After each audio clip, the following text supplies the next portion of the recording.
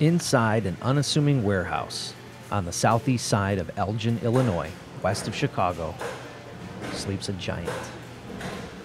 The giant waits to retrace a historical itinerary 150 years in the making.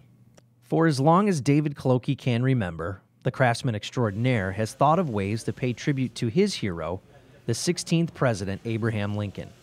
As Clokey's tribute became a reality, the project began to take shape. That was over a decade ago. David Clokey decided to use the resources from his successful construction business to recreate not only the route that Lincoln's funeral train traveled in 1865, but also the train itself, right down to the minute detail. I was inspired by Lincoln, and I like these kind of projects. I'm good at this kind of thing. It's just big.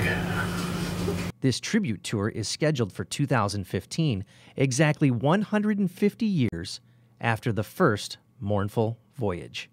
The extra effort is all part of the committee's goal to making the project confluent to the original.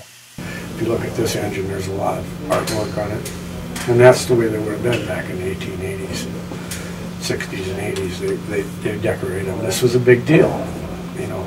It was the technology of the day. It's like going to the moon, you know, nowadays.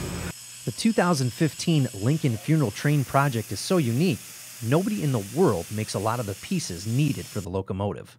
Spent literally hundreds of hours just drilling and reaming the holes. All the welding has to be done by a certified boiler welder, but all we do is prep it, get it ready for him. Nothing along the way has discouraged Clokey and Company. Their motivation is far more intrinsic. This was my own private money. I did it as a hobby, you might say. This would be a great opportunity to bring a piece of history that you don't get every day to people, and being able to do it from ground up, show the initiative that existed back then and still exists today. It's a hobby. It's a toy. Big boy toys.